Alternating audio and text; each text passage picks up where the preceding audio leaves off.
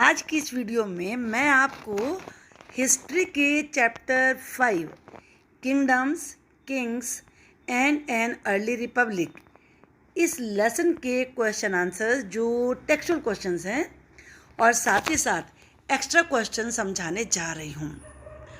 आपको ये वीडियो देखने के बाद पूरा चैप्टर थॉरली अच्छे तरीके से समझ में आ जाएगा।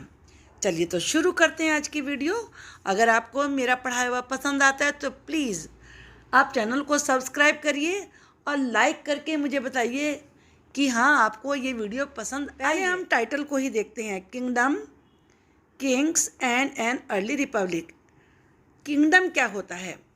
जहाँ जिस एरिया में, जिस रीजन में किंग रूल करता है, शासन करता है, वो उसकी किंगडम कहलाती है।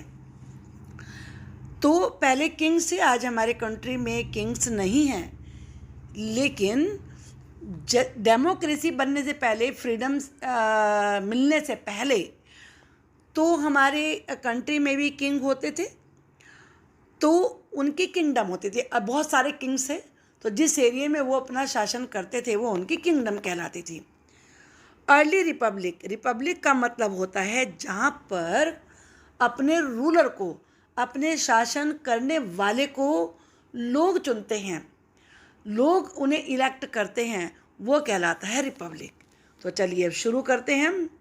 क्वेश्चन नंबर 1, पहले मैंने आपको टेक्सचुअल क्वेश्चन समझाए हैं, यानी कि NCERT के।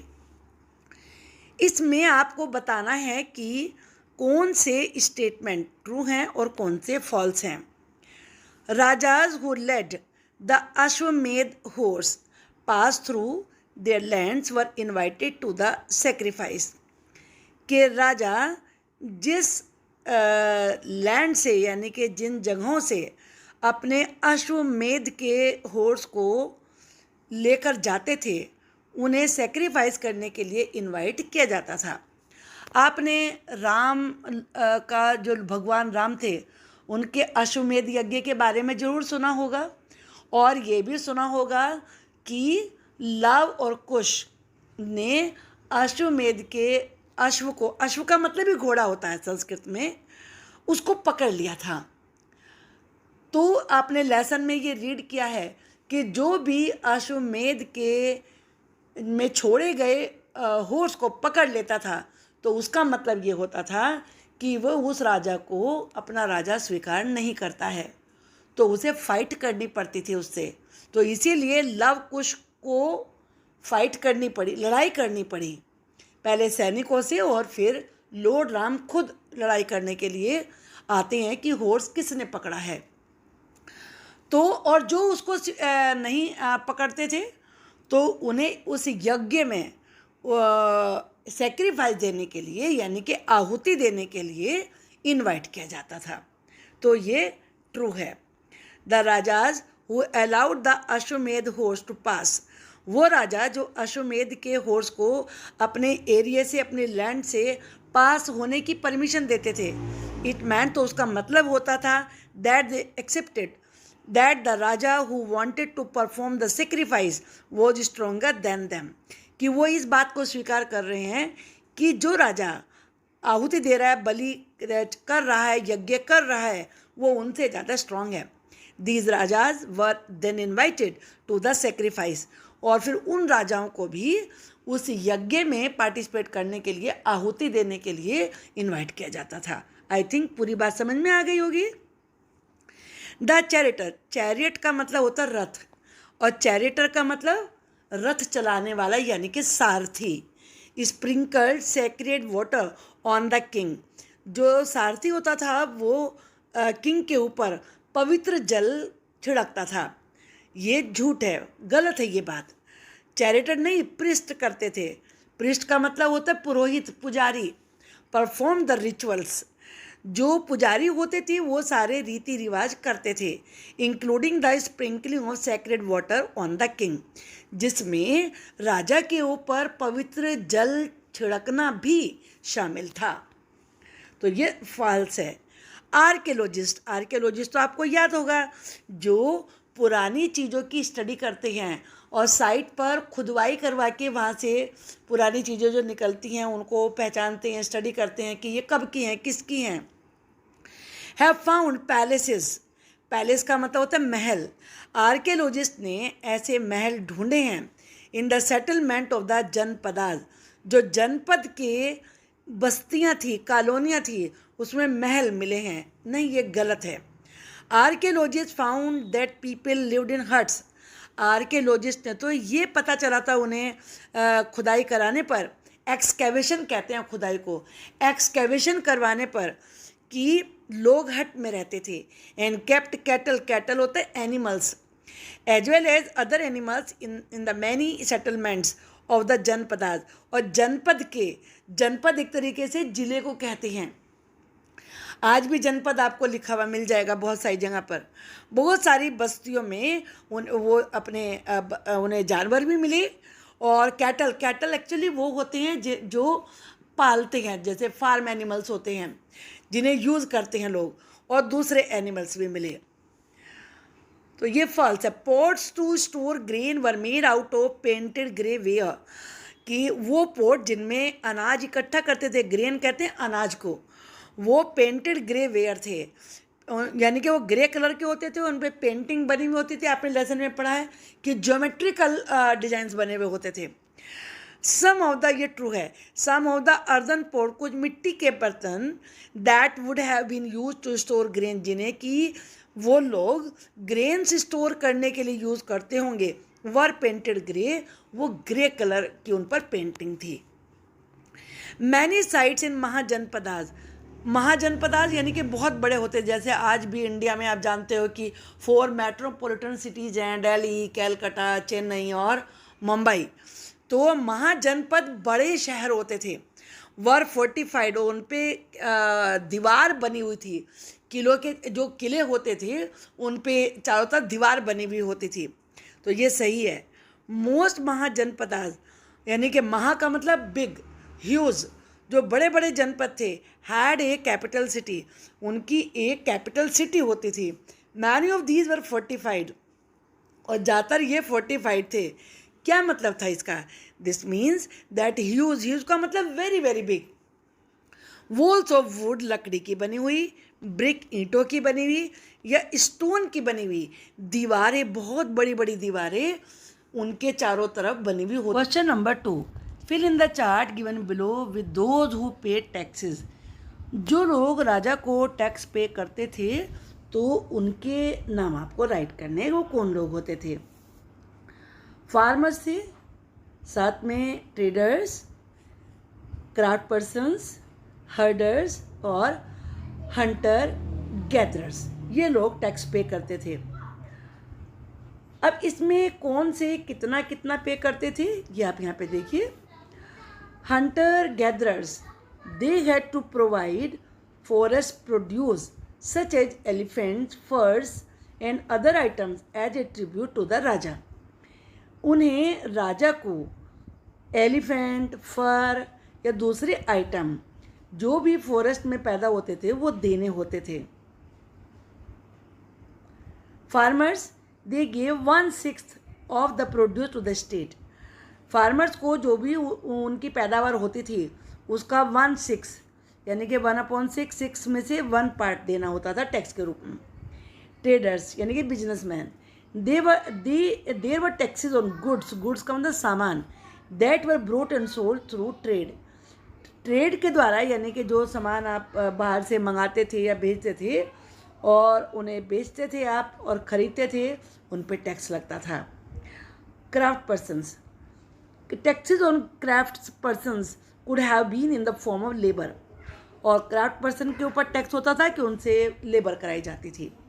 हर्डर्स, दे पे taxes in the form of animals and animal produce. जो हर्डर्स थे वो या तो एनिमल्स देते थे या फिर एनिमल से, जैसे मान लीजिए जो हैन रखने वाले हैं, पोल्ट्री करते हैं, वो एग्स देंगे, काऊ रखने वाले मिल्क देंगे, तो इस प्रकार से। Third question, who were the groups who could not participate in the assemblies of the ganas. गन की असेंबली में जो ग्रुप पार्टिसिपेट नहीं कर सकते थे वो कौन थे? The groups who could not participate in the assemblies of the ganas were women allowed नहीं थी, दास यानी कि स्लेव्स, और थे कम्माकार्स यानी कि लैंडलेस लेबर्स, जिनके पास ज़मीन नहीं होती थी, जो मजदूरी करते थे, वो लोग किसी भी उसमें रिचुअल में पार्टिसिपेट नहीं कर सकते थे। Why did the rajas of Mahajanapadas build forts? जो महाजनपदों के राजा होते थे वो फोर्ट यानी कि किले क्यों बनवाते थे? The rajas of Mahajanapadas build forts in order to protect their capital city and their people from attacks by other rajas. ये सबसे मेन रीज़न था कि वो इसलिए फोर्ट बनवाते थे ताकि अपनी कैपिटल सिटी को और अपने लोगों को प्रोटेक्ट कर सकें जब कोई दूसरा राजा अटैक करे। It is likely that they wanted to show how rich and powerful they were by building large powerful and impressive walls around their cities.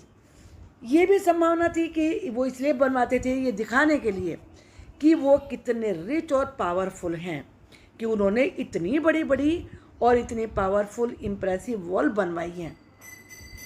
ये सेकंड रीज़न था। थर्ड रीज़न था अनदर प्रोमिनेंट रीज़न। प्रोमिनेंट का मतलब होता है main. एक main reason ये भी था that it was easier to control the land and the people living inside the fortified cities, कि जिन शहरों में किले बने हुए थे वहाँ लोगों को और लैंड को कंट्रोल करना ज़्यादा आसान था। तो ये थर्ड रीज़न है। Now next question, in what ways are present day elections different from the ways in which rulers were chosen in janapadas? किस तरीके से आज जो इलेक्शन होते हैं वो उन इलेक्शन से जिस तरीके से रूलर जनपदों में चुने जाते थे कैसे अलग हैं, कैसे डिफरेंट हैं? Present day elections are conducted based on a democratic system. आज के जो इलेक्शन होते हैं उनमें एक डेमोक्रेटिक सिस्टम है, जिससे कि present day elections are conducted based on a democratic system. आज जो इलेक्शन होते हैं वो डेमोक्रेटिक सिस्टम के आधार पर होते हैं, in which all the citizens above 18 years have the right to vote for their favourite candidates, जिसमें कि 18 ईयर्स की एज से ज़्यादा के जितने भी सिटीजन्स हैं वो अपने फेवरेट लीडर को यानी कि कैंडिडेट को वोट दे देते हैं। The candidate who wins the majority of votes, और वो कैंडिडेट यानी कि वो लीडर जो सबसे ज़्यादा वोट जिसे मिलते हैं बिकम्स द पब्लिक लीडर, वो ही पब्लिक लीडर बन जाता है। ऑन द अदर हैंड, जबकि इसके विपरीत इन जनपदास यानी कि पुराने समय में there was no such system of voting, voting का सिस्टम नहीं था। ड्यूरिंग दिस पीरियड, इस पीरियड में the man who perform the Ashvamedha sacrifice, वो व्यक्ति यानी कि वो राजा जो अश्वमेध सेक्रीफाइस करते थे, यज्ञ करते थे, were chosen to be the king, वो ही किंग चुने जाते थे। Now we will do extra questions from this chapter. Question number 1, name the varnas as classified by the Brahmans. जो कि 4 वर्ण ब्राह्मणों ने बनाए हैं उनके बारे में बताइए। ब्राह्मण वर्ण ना भी हो, 4 वर्णों के नाम आपसे पूछे हैं तो आपको यही लिखने होंगे। आपके लेसन में आए हैं ब्राह्मण्स जो कि स्टडी करते थे, टीच करते थे, यज्ञ कराते थे, वो ब्राह्मण होते थे। क्षत्रिय जो अपने कंट्री को प्रोटेक्ट करते थे यानी कि फाइट करते थे एनिमी से। वैश्य जो बिजनेस करते थे। शूद्र जिनका काम था सेवा करना, जिसमें क्राफ्ट पर्सन वगैरह आते थे। Why did the rulers attack other kingdom? Ruler दूसरे किंगडम पे अटैक क्यों करते थे? इसके 3 रीजन थे। To expand their kingdom, expand का मतलब है बढ़ाना, अपने राज्य को बढ़ाने के लिए। To show their military power, कि उनकी मिलिट्री की पावर कितनी है, कितनी बड़ी आर्मी, कितनी बड़ी सेना है उनके पास, ये शो करने के लिए। To capture the wealth of other kingdom, और दूसरे राज्यों की धन दौलत को लेने के लिए। 3 रीजन्स थे इस प्रकार से ये। Y did the Magadh become the most powerful kingdom? Magadh जो कि आज के बिहार में है, सबसे ज़्यादा पावरफुल किंगडम क्यों बन गया? इसके कई रीज़न है, बुक में भी, आपके लेसन में भी बड़े डिटेल में अच्छे से समझाए हैं। Number 1, Magadha controlled a fertile land between the river Ganga and Son. 2 river थी वहाँ पर, गंगा और सोन। इन दोनों रिवर के बीच में जो फर्टाइल लैंड थी वो मगध में थी। Second, reverse were also use for transport and water supply. ये रिवर ट्रांसपोर्ट के लिए भी यूज़ होती थी और वाटर सप्लाई को पूरा करने के लिए भी यूज़ होती थी। Third, Magadha had access to forest. Magadha के पास बहुत फॉरेस्ट एरिया था, विच प्रोवाइडेड देम वुड, जहाँ से उन्हें वुड मिलती थी, लकड़ी, एंड अदर फॉरेस्ट रिसोर्सेज, और दूसरे फॉरेस्ट रिसोर्सेज भी मिलते थे, जैसे कि एलिफेंट मिलते थे वहाँ से, क्योंकि वाइल्ड एनिमल्स होते हैं, वो सेना में यूज़ होते थे। आयरन माइंस, आयरन की लोहे की खानें थी। Provided iron which was use for making tools and weapons, जो कि हथियार औजार बनाने के लिए यूज़ होता था, वो लोहा मिलता था। Elephants were captured from the forest, forest से एलिफेंट्स को पकड़ते थे। And train for military purpose, आप ये जानते हैं कि पुराने समय में जो सेना होती थी उनके पास एलिफेंट की सेना भी होती थी, तो उन एलिफेंट्स को पकड़कर, फॉरेस्ट से पकड़कर ट्रेनिंग दी जाती थी आर्मी में यूज़ करने के लिए, मिलिट्री में यूज़ करने के लिए। Powerful and capable rulers made the Magadh a powerful kingdom, और सबसे मेन कारण था कि वहाँ के रूलर बहुत ही योग्य थे, समर्थ थे, पावरफुल थे, तो उन्होंने मगध को एक पावरफुल किंगडम बना दिया। What was the difference between the Magadh and Vajji? Vajji और मगध में क्या फ़र्क है, क्या अंतर है? Magadh was a monarchy. Monarchy आपने पढ़ा, मोनार्क राजा को कहते हैं, और मोनार्की यानी कि जहाँ किंग का शासन होता है। मगध में मोनार्की थी, यानी कि वहाँ किंग थे। वज्जी वॉज ए रिपब्लिक, जबकि वज्जी रिपब्लिक था, वहाँ लोग अपने लीडर को इलेक्ट करते थे।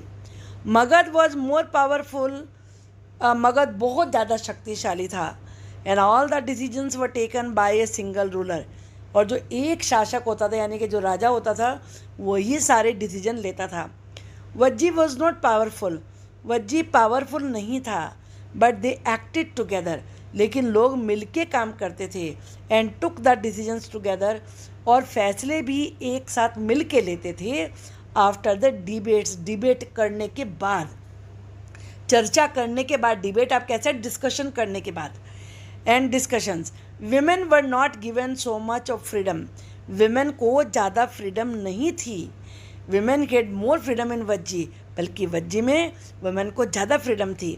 Magadh was a larger kingdom, Magadh एक बहुत बड़ा राज्य था। Vajji was a small kingdom, जो कि वज्जी का किंगडम छोटा था, स्मॉल एरिया था वहाँ उसमें वज्जी में।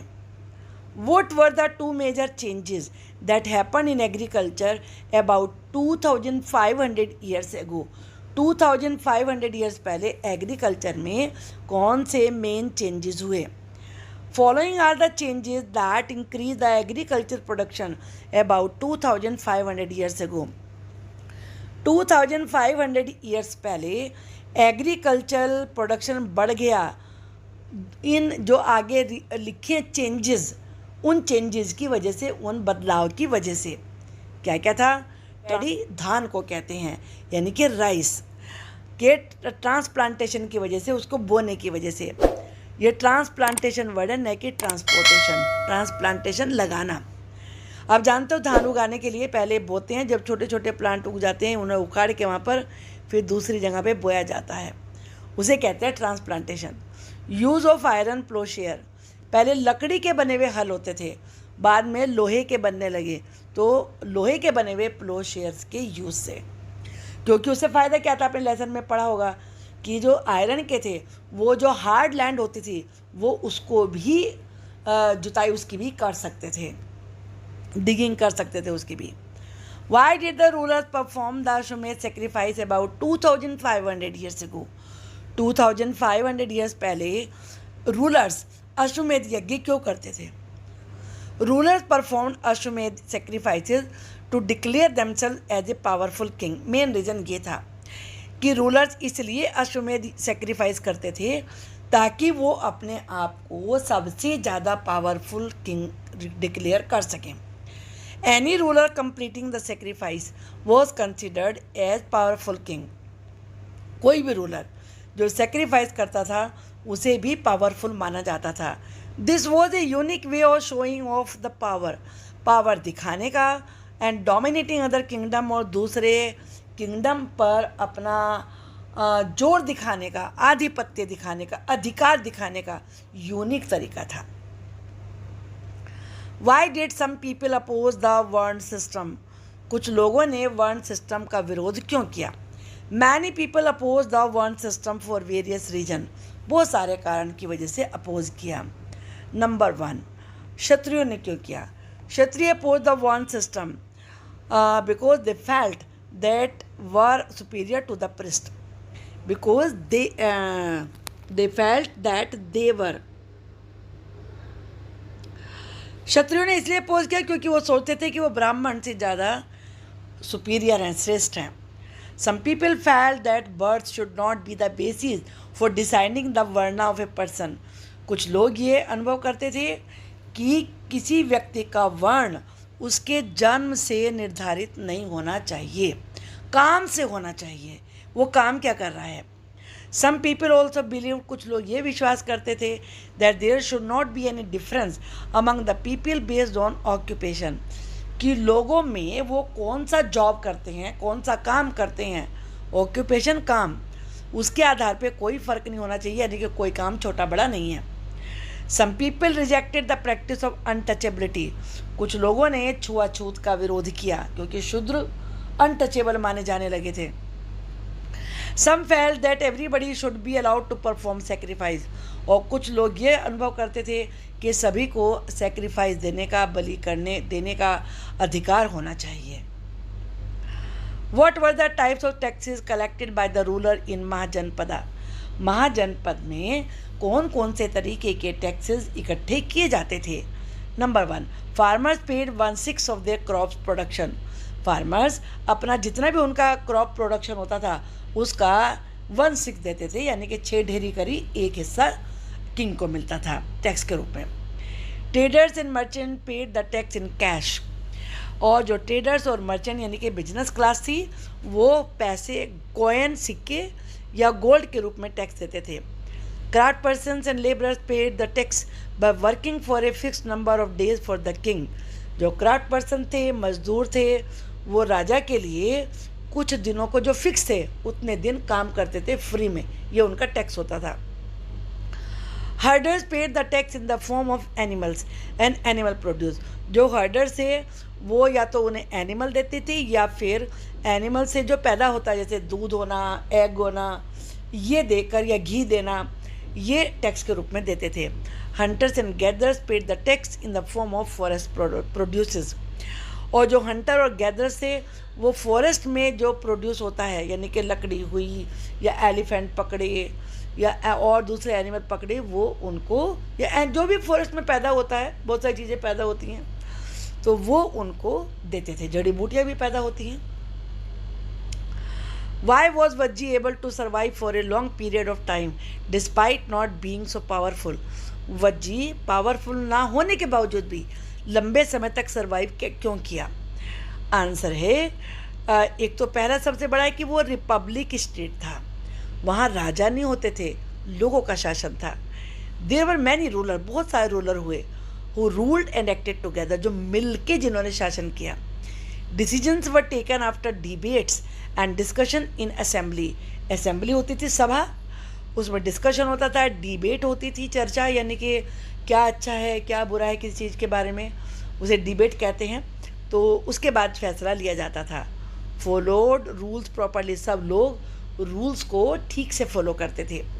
Respected, supported and listen to elders, बड़े लोगों का रेस्पेक्ट करते थे, बड़ी उम्र के जो लोग होते थे, सपोर्ट करते थे उन्हें, उनकी बात को सुनते थे। और women were not held forcefully, women को ज़बरदस्ती नहीं रखा जाता था।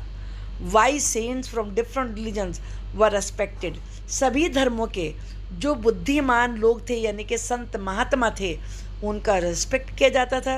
एंड अलाउड टू एंटर और लीव द किंगडम फ्रीली, और फ्रीली वो किसी भी किंगडम में जा सकते थे और आ सकते थे।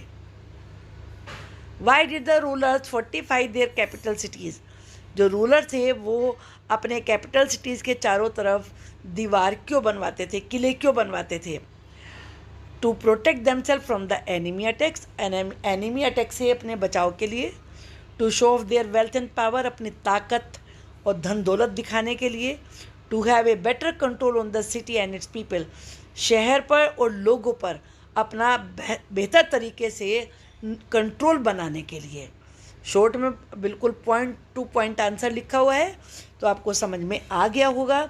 आई होप कि पूरा लेसन आप अच्छे से समझ गए होंगे। तो अगर आपको वीडियो पसंद आई है तो आप चैनल को सब्सक्राइब तो करिए ही, बेल आइकन को भी प्रेस करिए ताकि जो भी मैं आगे वीडियो अपलोड करूँगी उनका नोटिफिकेशन आपको मिलता रहे। Thank you for watching the video.